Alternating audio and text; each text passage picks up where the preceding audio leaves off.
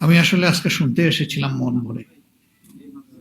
আমি চেয়েছিলাম সকলে মন খুলে কথা বলুক এবং নতুন করে একটু খোঁজার চেষ্টা করি যে আমাদের দুর্বলতা কোন কোন জায়গায় আছে, সেই জায়গাগুলো চিহ্নিত করি, আগামীর জন্য এখান থেকে করণীয় নির্ধারণ করি। আমি আশ্বস্ত হয়েছি এবং মনে হয়েছে যতটুকু সময় বিভিন্ন গুরুত্বপূর্ণ ব্যক্তিরা কথা বলেছেন তারা মন খুলে কথা বলেছে, এটা আমার বিশ্বাস হয়েছে। আমি তাদেরকে অভিনন্দন এবং ধন্যবাদ জানাই। তারা কোনো রেখে ডেকে কথা বলেননি। রেখে ডেকে কথা বলার মধ্যে কোনো কল্যাণ নেই। মনের ভিতরে যা আছে মুখে তা প্রকাশ করে দিতে হবে। আমরা অনেক সময় সত্যকে সত্য হিসাবে তুলে ধরতে পারি না, আবার মিথ্যার বিরুদ্ধে প্রতিরোধ গড়ে তুলতে পারি না। তাতে সমাজই কিন্তু ক্ষতিগ্রস্ত হয় এবং সেই ক্ষতির অংশীদার আমিও হই। সাহস করে যদি আমরা সত্যকে সত্য বলি, সাদাকে সাদা বলি, কালোকে কালো বলি, তাহলে এই সংস্কৃতির অবসান হবে। এখানে একটা চাপা কথা দেখেন, বলতে গিয়েও বলি না, একটা জিনিস রয়ে গেল এরকম যে কারা এগুলা করে আমরা সবাই জানি। আমি অনুরোধ করব কারা করে তাদের নাম বলে দেন, আমি হইলে আমার নামও বলে দেবেন।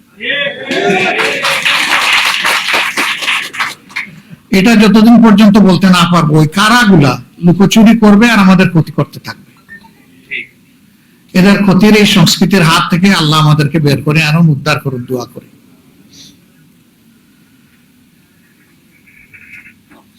যারা অন্যকে সম্মান করতে পারে তারাই প্রকৃত মানুষ। আর যে সম্মানের কাঙ্গাল হয়ে ফেরি করে তারা প্রকৃত মানুষ নয়। সম্মান চেয়ে নেওয়ার কোনো বিষয় না। সম্মান ভালোবাসা মানুষের হৃদয় থেকে বের হয়ে আসে এবং কারো কথায় ফুল ফুটলেই সম্মান এবং ভালোবাসা তৈরি হয় না। তাকে তার কাজ দিয়ে প্রমাণ করতে হয় যে তিনি তার কথার উপরে সত্যবাদী। যখন এটি হবে তখন সমাজের মধ্যে মানুষের আস্থা তৈরি হবে। যেমন এখানে গুরুত্বপূর্ণ ব্যক্তিরা বলেছেন যে আমাদের অনেকগুলো ন্যায্য দাবি অতীতে কোনো কোনো দল তাদের নির্বাচনী ইশতেহারের অন্তর্ভুক্ত করে জাতিকে তারা অঙ্গীকার করেছিলেন যে আমরা এবার ক্ষমতায় গেলে এগুলা বাস্তবায়ন করব। তো তারা বাস্তবায়ন করেননি। পরের বার আবার একই দাবি তারা সংক্ষিপ্ত করে বলেছেন আমরা বাস্তবায়ন করব। আসলে তারা খুব ভালো মানুষ, তারা এক কথার মানুষ, তারা তাদের কথা থেকে নড়েন না। এই করব কথাটা তারা বাদ দিতে চান না, করেছি এটা বলতে চান না। একজন বয়স্ক লোককে তার বন্ধু জিজ্ঞেস করেছিলেন, বন্ধু তোমার এখন বয়স কত? তো উনি বলেছিলেন এই ধরো 60 হবে। তোমার বয়স এখন 60? তুমি সেই 10 বছর আগে বললা 60, 20 বছর আগেও বললা 60, এখনো বলতেছো 60, এগুলা কি বলো তুমি? কয় ভাই আমি এক কথার মানুষ, কথা বদলাই না। এরা ওই রকমই এক কথার মানুষ হয়তো ছিলেন, ভদ্রলোকেরা এর জন্য কথা বদলান নাই।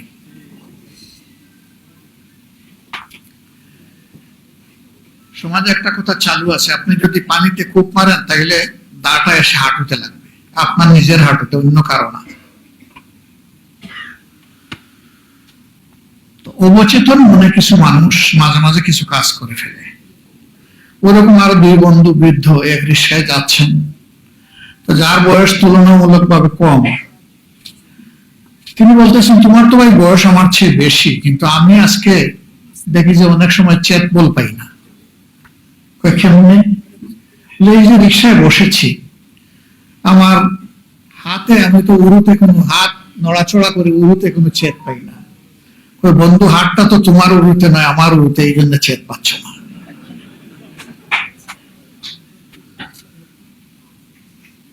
এরকম অবচেতন মনে অনেকেই নিজেকে হারিয়ে ফেলে। কিন্তু সমাজের 2টা শ্রেণীকে হারিয়ে গেলে হবে না। একটা শ্রেণী হচ্ছে যারা রাজনীতি করেন, আর একটা শ্রেণী যে ক্যামেরা নিয়ে হাজির আছে। এই 2 শ্রেণীকে সমাজকে দেখতে হবে চতুর্দিক থেকে, নইলে তারা সমাজের উপরে সুবিচার করতে পারবেন না, ইনসাফ করতে পারবেন না। তারা যদি একদিক থেকে দেখেন, 3 দিক তাদের দৃশ্যের বাইরে থেকে যাবে। রাজনীতিবিদরা চারদিক থেকে দেখার দাবি করেন, কিন্তু অনেকেই চারদিক থেকে দেখেন না। তারা একদিক দেখেন, সেই দিকটা হচ্ছে নিজের দিক। আর অন্যের দিকটাও যদি দেখতেন তবুও কিছু দেখতে পারতেন। এই রাজনীতি নিয়ে দুনিয়া থেকে আমরা যাব না। রাজনীতি দুনিয়ার সারফেসে উপরিভাগের থেকে যাবে, কিন্তু কথা থেকে যাবে। কোন লোক তার রাজনৈতিক জীবনে কি করেছেন, ভালো হলে মানুষ তাকে অবশ্যই তার মৃত্যুর পরে স্বতঃস্ফূর্ত মনে প্রশংসা করবে, তার জন্য দোয়া করবে। আর মন্দ হলে বলবে যে এক যন্ত্রণা থেকে আল্লাহ আমাদেরকে মুক্তি দিয়েছে। এটা মানুষের ন্যাচারাল মানসিকতা। আমরা এমন রাজনীতি করতে চাই না যে সামনে এসে আমাকে সম্মান করবে আর পিছনে গেলে গালি দিব। ওই রাজনীতিটা আমরা করতে চাই না। বরঞ্চ আমরা সেই রাজনীতিটা করতে চাই, সামনে আসলে আমাদের পরম বন্ধুরা আমাদের দোষগুলা চোখে চোখ রেখে আমাদেরকে বলে দেবে। এইটা আপনাদের কাছে আমরা আশা করি না। আমরা আপনাদের মাঝে এটা দেখতে পাচ্ছি। আর যদি ভালো কিছু তাকে বাইরে গিয়ে প্রশংসা করবে, আমার সামনে না। এই রাজনীতিটা যদি আমরা সমাজে আসলে কালচার করতে পারি, চালু করতে পারি, সমাজ যন্ত্রণা থেকে বের হয়ে আসবে। এখন আমরা অনেককেই সামনাসামনি প্রশংসা করি, কিন্তু আসলে অন্তর থেকে তাকে ভালোবাসি না। এটি একটি মেকি বই প্রকাশ। সেই প্রকাশটা হোক কর্মের মাধ্যমে, অন্তরের গভীর থেকে। তাইলে সমাজ বদলে যাবে ইনশাআল্লাহ। মাগুরার একটা পরিবারের কথা বলা হয়েছে। আমি কেবল বরগুনা, আমি কেবল মাগুরা থেকে অনুরূপ আরেকটা হৃদয় বিদারক ঘটনা ভিজিট করে ফিরছিলাম।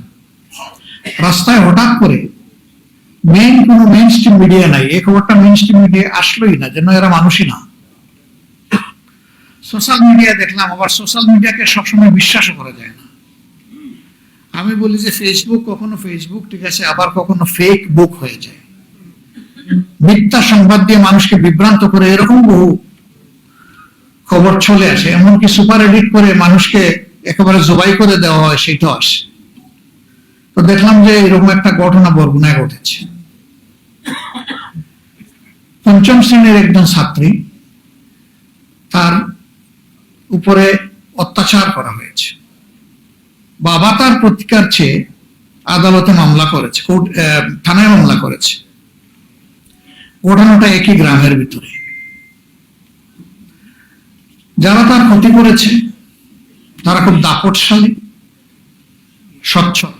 আর ইনি মুরগি যে বিক্রি করে এইরকম একটা দোকানের কর্মচারী, ওই মেয়েটার বাবা। কেন তিনি মামলা করলেন? এই অপরাধে তাকে খুন করেছে। মাগুরাটা আমরা সবাই জানি, এটা নিয়ে অনেক হইচই হয়েছে, কিন্তু এটা নিয়ে কোনো শব্দ নেই। আমি আমার সংশ্লিষ্ট এলাকার লোকদেরকে জিজ্ঞেস করলাম, এরকম কিছু আপনারা জানেন কি? তারা বললেন যে আমরা শুনেছি। আমি বললাম গো এট ওয়ান্স, আমাকে খবর জানান কি হয়েছে সেখানে। তারা গেলেন, একটা করুণ অবস্থা বর্ণনা। আমি তাদেরকেও কিছু জাকুনি দিলাম, বকুনি দিলাম, যে আমি এখানে 150 মাইল দূর থেকে জানতে পারলাম, আপনারা 1.5 মাইল দূর থেকে জানলেন না কেন? এটা তো আপনাদের নৈতিক দায়িত্ব ছিল। আবার আমি পরের দিন ওই দিকে রওনা দিলাম। আমার কিছু কাজ ছিল, সেটা স্থগিত রেখে আমি গেলাম। আমি যাওয়ার আগে সাংবাদিক বন্ধুরা তারা বাড়ির উঠান নিজেদের দখলে নিয়ে নিছে। আমি গিয়ে হাত জোর করে বললাম, একটা মেয়ের ইজ্জত ক্ষতিগ্রস্ত হয়েছে, তার বাবা নির্মমভাবে নিহত হয়েছে। আমি হাত জোড়ে আপনাদেরকে অনুরোধ করি, আপনারা সামনের রাস্তায় যান। আমি এখানে আপনাদের সাথে কথা বলে আপনাদেরকে কষ্ট দেব না। আর এই পরিবারের ইজ্জতে আরেকটা পালক সেখানে যোগ হোক, এটা আমি চাইব না। বেইজ্জতের পালক আপনারা মেহরবানি করে আমাকে সাহায্য করেন। আমি ধন্যবাদ জানাই। আর বেশি বলতে হয় না, তারা সবাই চলে গেছে। আমি ঘরের ভিতরে যখন ঢুকি, 2 জন সঙ্গীকে সাথে নিয়ে ঢুকছি, বাকিদেরকে আমি এলাও করি নাই। আমি বলেছি প্রত্যেকটা মানুষের ইজ্জতের বিষয় আছে, আমি তাদেরকে মানুষের মুখোমুখি করতে চাই না। আমিও যদি উপস্থিত না হয়ে কাজটা করতে পারতাম, সেটি আমার কাছে সম্মানের হতো, ভালো লাগতো, কিন্তু এটা সম্ভব না। আমাকে তাদের অবস্থাটা অ্যাসেস করার জন্য যেতে হবে। একটা পর্যায়ে মাত্র একজন সঙ্গী রেখে আমি দ্বিতীয় জনকে বলছি আপনিও চলে যান। তাদের কথাবার্তা শুনলাম, দেখলাম, ঘর দুয়ার অ্যাসেস করলাম, প্রত্যেকটা রুমে ঢুকলাম তাদের অনুমতি নিয়ে একটা একটা করে। তারপরে আমার করণীয়টা আমি ঠিক করলাম ওখানে দাঁড়িয়ে, যে আমার কি করণীয়, আমার প্রিয় সংগঠনের কি করণীয়। তো মহিলা বিলাপ করতেছিলেন, যিনি বিধবা হয়েছে, নির্যাতিত মেয়েটির মা। তিনি তার মেয়েটিকে আমার সামনে আনতে চাইলেন। আমি বললাম প্লিজ তাকে আমার সামনে আনবেন না, এটি তার বড় মেয়ে। আর একটা মেয়ের বয়স 3.5 বছর, আর একটা কুলের শিশু 2.5 মাস।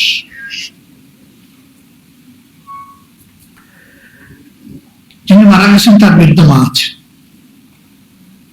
মা কাঁদতেছেন একদিকে, আর বিধবা যিনি তিনি কাঁদতেছেন আর একদিকে। আসলে তো তাদেরকে সান্ত্বনা দেওয়ার কোনো ভাষা নেই। তারপরে ছোট বাচ্চাকে নিয়ে বললাম যে এটা আমার দিয়ে দেন। তার বাবা তো নাই, এর পালবে কে? মহিলা বললেন আপনি নিয়ে গেলে খুশি হব। 2.5 মাসের বাচ্চা, আমি কিভাবে এই বাচ্চা পালব, বাকি দুইটাকে কিভাবে পালব?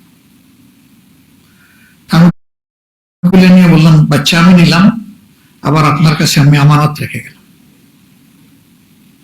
আমাদের পক্ষ থেকে এই বাচ্চাকে আপনি লালন পালন করবেন। এই বাচ্চা আপনার বাকি 2 বাচ্চা, এটা যেহেতু সর্বকনিষ্ঠ, সে যতটুকু লেখাপড়া করতে চায় পূর্ণ বয়স্ক না হওয়া পর্যন্ত, তার বিবাহ হওয়া পর্যন্ত আপনার পরিবারের দায়িত্ব আমরা নিলাম। শুধু দোয়া করবেন আমরা যেন এই সিদ্ধান্ত বাস্তবায়নে কখনো কোনো কমতি না করি। আমি তাদের মাসিক আয় কি ছিল সর্বসাকুল্যে এটাও জানার চেষ্টা করেছি। একটা পরিমাণ অর্থ দিয়ে বলেছি এটি 3 মাসের, এটা আপনার হাতে রাখেন। 3 মাস পরে প্রতি মাসের 1ম তারিখ আপনাদেরকে আমাদের লোকেরা পৌঁছে যাবে, এবং আমাদের দায়িত্ব আমরা পালন করব। এরকম কয়টা পরিবারের দায়িত্ব আমরা নিতে পারবো, আর কয়টা পরিবারের খোঁজখবর আমরা জানি? আমরা তো ওই সংস্কৃতির বিকাশ নয়, বিনাশ চাই। কয়টা মন্দির, কয়টা মঠ, কয়টা চার্চ আমরা পাহারা দিতে পারবো, এবং কতদিন পারবো? আমরা এই সংস্কৃতিটা মাটির নিচে চলে যাক সেটা চাই। এই দেশে আমি জন্মগ্রহণ করার কারণে, আমি একজন মুসলমান হওয়ার কারণে যদি আমার মসজিদ পাহারা দেওয়া না লাগে, তাহলে কেন মঠ, চার্চ এবং মন্দির পাহারা দেওয়া লাগবে? আমরা এই সংস্কৃতি দেখতেই চাই। হ্যাঁ, আমরা সরকারে নই, কিন্তু আমরা তো একটা দায়িত্বশীল সংগঠন। সরকারে না গিয়ে আমাদের পক্ষে যতটুকু সম্ভব তার সর্বোচ্চটা আমরা করতে প্রতিশ্রুতিবদ্ধ। আর যদি জনগণের ভালোবাসা, সমর্থনে, আস্থায় কোনোদিন এই সংগঠন যায়, তাহলে এটি হবে আমাদের রাষ্ট্রীয় পবিত্র দায়িত্ব।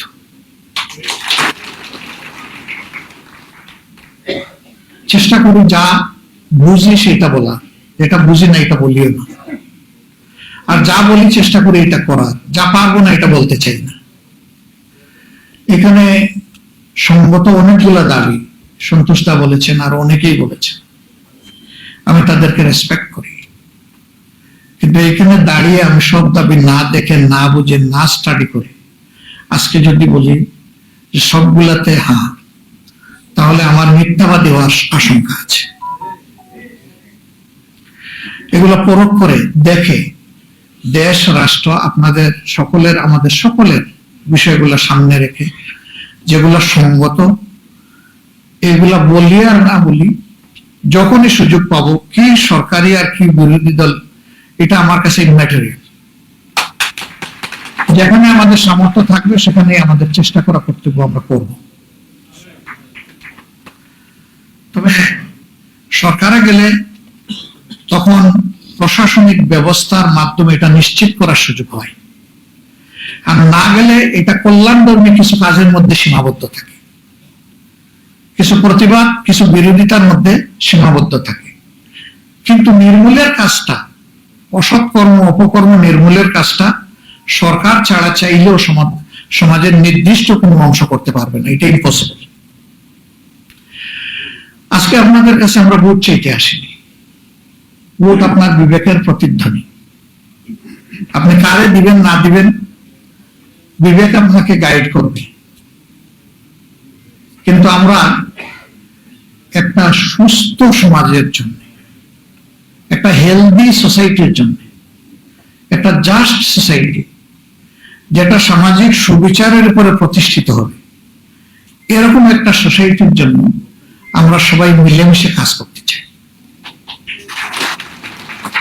এই জায়গাটায় আপনাদের সহযোগিতা আমাদের বড়ই প্রয়োজন। অনেকে বলেছেন আমরা কারো করুণা নিতে চাই না, আমি বলি নিতে চাই, শুধু একজনের যিনি স্রষ্টা, আর কারো না। স্রষ্টা ছাড়া কারো করুণার পাত্র হতে চাই না। আমি যদি না চাই তাহলে আমি কেন চাইবো যে আরেকজন চাও? এটা তো অন্যায়। আপনাদের কথা আপনারা সংসদে গিয়ে বলবেন, এটাই যথার্থ। পেটে ব্যথা, হার্টে ব্যথা, ঘাড়ে ব্যথা, আপনি আমাকে বললেও কি আমি সেই ব্যথা অনুভব করতে পারবো? আপনার ব্যথাটা যখন অনুভব করে আপনি কথা বলবেন, সেটা হবে মোস্ট অ্যাপ্রোপ্রিয়েট। আমরা বিশ্বাস করি এটি একটা ফুলের বাগান, আমাদের প্রিয় বাংলাদেশ। যদি এক জাতের ফুল কোন জায়গায় লাগানো হয়, মানুষ বলে যে ফুল চাষ করেছে। আর যদি বিভিন্ন জাতের ফুল থাকে, মানুষ বলে বাগান গড়ে তুলেছে। আমরা সেই চাষে নয়, বাগানে বিশ্বাসী।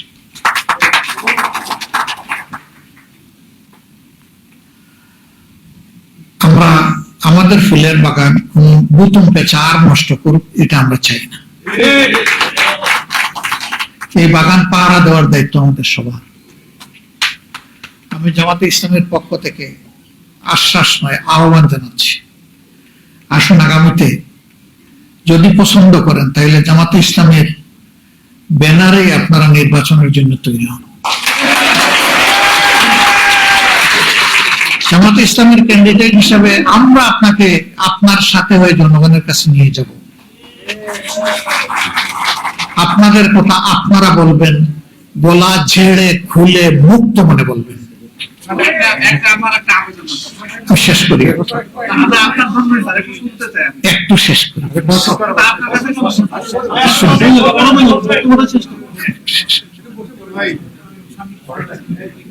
হ্যাঁ, আপনারা আসলে মোস্ট ওয়েলকাম, না আসলে অন্তত ভালোবাসার জায়গাটা চাই। এবং সেটা কোনো ব্যক্তির জন্য না, কোনো দলের জন্য না, আপনার নিজের জন্য এবং আপনার প্রিয় দেশের জন্য। আমরা দেখতে চাই না এই দেশ থেকে যে কোনো ধর্মের একজন মানুষ, সে মুসলিম, হিন্দু, বৌদ্ধ না খ্রিস্টান, নির্যাতিত হয়ে দেশকে নিজের জন্য আপদ মনে করে দেশ ছাড়বে, এটা আমরা দেখতে চাই না।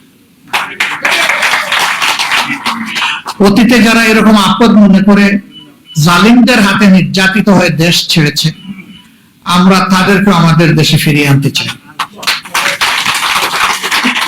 তার নিজের জন্মস্থান, তার অধিকারের জায়গায় সে আসুক, কোনো অসুবিধা নেই। এটা থেকে যদি এরকম একটা পরিবেশ সৃষ্টি করতে পারি, সারা দুনিয়া এটা থেকে শিক্ষা নেবে। আমরা কি সারা দুনিয়ার শিক্ষা সারা জীবন শুধু অনুসরণ করব? আমরা কোনো উদাহরণ সৃষ্টি করতে পারি না? সে উদাহরণটা হোক মানবতার উদাহরণ। যদি আমি চিকিৎসক হওয়ার কারণে কেউ আমাকে সংখ্যালঘু না বলে, তাইলে আপনি হিন্দু হওয়ার কারণে আপনাকে সংখ্যালঘু বলবে কেন? আমরা ধর্ম এবং পেশার ভিত্তিতে সমাজের এই ডিভিশনকে আমরা ঘৃণা করি। ঘৃণা, মানুষকে মানুষ হিসাবে দেখতে হবে, আমরা তার পক্ষে। আমার এই বক্তব্যে কতজন যে খেপবে আমি জানি না। আপনারা নিশ্চিত থাকেন, আমাদের এই মিডিয়ার ভাইয়েরা যেটা পছন্দ হয় ওইটাই এক পিস উঠাই দিবে আমার ব্যাপারে। আমার মন খারাপ করবেন না, কারণ আপনারা এটা করে থাকেন। তখন দেখবেন যে আমার দিকে তীর, নেজা, বললম, বর্ম, খঞ্জর সব চলে আসছে। পারলে বুথা কামান দিয়ে আমার দিকে গুলি চলবে। ছোড়ো, বিশ্বাস করেন আমি এগুলা পরোয়া করি না। আমি পরোয়া করি আমার বিবেককে। আমার বিবেক যা হা বলবে আমি তা বলবো, যা না বলবে আমি এটা বলবো না। কেউ আমাকে বাধ্য করলেও আমি বলবো না, আর কেউ আমাকে নিষেধ করলেও যা বলার আমি তাই বলবো। এখন যদি জামাত ইসলামেরও পছন্দ না হয়, আমারও বেশ করে দিতে পারে, কোনো অসুবিধা নেই। কিন্তু আমাকে চলতে হবে আমার বিবেকের আলোকে। কিছুদিন আগে বাংলাদেশে কিছু ভাঙচুর হয়েছে। আমি একটা স্ট্যাটাস দেওয়ার পরে এইরকম আমার উপরে আক্রমণ শুরু হয়েছিল। আমি সেদিন বলেছিলাম আমি এই আক্রমণের তোয়াক্কা করি না। আমি যা দেশের জন্য, জাতির জন্য ভালো মনে করেছি, আমার বিবেকের জন্য আমি তাই লিখেছি। ভবিষ্যতে আমি লিখব। আমি কোনো বিশেষ গোষ্ঠীকে বয় করে বা কাউকে খুশি করার জন্য আমি এটা লিখিনি। আমি লিখেছি আমার আল্লাহকে ভয় করে, যে আমার বিবেক আছে, আমি যদি বিবেক অনুযায়ী এক না করি, আমি আমার আল্লাহর কাছে জবাবটা দিব কি? কেউ যদি অপরাধী হয় তার বিচার হোক, শাস্তি হোক, কিন্তু আমি কে তাকে শাস্তি দেওয়ার? তার জন্য বিদ্যমান সমাজের বিচার কাঠামো আছে, যেটাই থাকুক ওখানে যাকে এটা রেফার করে। আমি তো কোনো মবের পক্ষে নাই, মবকে আমি এলাও করবো না। আমার ডিকশনারিতে এমন কোনো কাজ নাই যেটা অন্যের সন্তান করলে এটা সন্ত্রাস, একই কাজ আমার ছেলে করলে এটা সাহস, আমি এটা মনে করি না। আমার ছেলে যদি একই কাজ করে সেও সন্ত্রাসী। হ্যাঁ, ছেলে আর বাপ এক নাও হইতে পারে, দুজনের দর্শন, ধর্ম আলাদা হয়ে যেতে পারে। এটাই দুনিয়ার বাস্তবতা, এটা মেনে নিতে হবে আমাকে। কিন্তু আমি একই বিষয়কে দুইভাবে দেখবো, এটার নাম সুবিচার নয়। বাংলাদেশ জামাত ইসলাম সেই মানবিক সমাজের জন্য লড়াই করছে। যদি আমাদের কাজের সাথে কথার মিল দেখেন, আমরা আপনাদের সহযোগিতা চাই। কিন্তু কাজের সাথে যদি কথার মিল না দেখেন, আপনারা আমাদের কাছেও আসবেন, আমাদের কাছেও আপনারা আসবেন না যদি মিল দেখেন। বরঞ্চ আসার আগে আমাদেরকে আঙ্গুল দিয়ে ইন্ডেক্স ফিঙ্গার পয়েন্ট করে বলবেন আপনি বলেছিলেন, এই করছেন। এই সহযোগিতা আপনাদের কাছ থেকে আমরা চাই। পারবেন না? আমরা যদি ভুল করে চোখে চোখ রেখে বলবেন না, আমাদেরকে বলে দিবেন। অন্য কেউ এলাও করুক না করুক, আমরা এলাও না, আমরা ওয়েলকাম করে গেলাম। আমরা অভিনন্দন জানাবো। আমরা বিশ্বাস করি সে আমার বন্ধু নয় যে আমার ভুল আড়াল করে আমার সামনে আর গিয়ে বলে অন্যের কাছে, বরঞ্চ সেই আমার প্রকৃত বন্ধু যে আমার ভুলটা আমাকে ধরে দিয়ে সাহায্য করে। আমরা আপনাদের কাছ থেকে সেই বন্ধুত্ব, সেই ভালোবাসাটা চাই। আপনারা আমাদেরকে সাহায্য করবেন। আসুন আবারও আমাদের স্লোগান হোক, দেশ আমাদের প্রিয় দেশ, জাতি নয়, ধর্ম নয়, বর্ণ নয়, গোষ্ঠী নয়, গোত্র নয়, সবাই মিলে আমরা বাংলাদেশি, এবং সবাই মিলেই সবগুলো হাতকে একত্রিত করে আমরা বাংলাদেশকে গড়ব। এখানে পলিটক্রেসি নয়, এখানে মেরিটক্রেসি ফাংশন যেন পড়ে। এই স্লোগান অনেকেই অতীতে দিয়েছেন, কিন্তু মেধাবীদের সংকুলান করে দেব দিয়েছেন নিজের দলের মেধাবীদেরকে, বাকিরা আর কেউ মেধাবী না। এখানে দল ধর্মের ঊর্ধ্বে উঠে মেধাও যেন ইনসাফের ভিত্তিতে নির্ধারিত হয়, যেটা অনেকে আফসোস করে গেছেন। কোনো আমলেই ডিসক্রিমিনেশন হবে এটা আমরা চাই না। আমরা চাই যে ডিসপ্যারিটির এগেইনস্টে প্যারিটিটা এস্টাবলিশ হোক আমাদের সমাজে। আপনারা কষ্ট করে এসেছেন, মন ভরে কথা বলেছেন, দীর্ঘক্ষণ বসে কথাও শুনেছেন। আমি আয়োজকদের পক্ষ থেকে, আমাদের প্রিয় সংগঠনের পক্ষ থেকে আপনাদেরকে অভিনন্দন জানাই, কৃতজ্ঞতা জানাই। ভবিষ্যতে যেন আপনাদের ডাকে আমি সাড়া দিতে পারি, আমার দল সাড়া দিতে পারে, এবং আমাদের পাশেও যেন ন্যায্য কাজে আপনারা দাঁড়াতে পারেন, সেই আশাবাদ ব্যক্ত করে আমার কথা এখানে শেষ করছি। আল্লাহ হাফিজ। বাংলাদেশ জিন্দাবাদ। সকলের নিরাপদ দেশ হোক আমাদের প্রিয় বাংলাদেশ।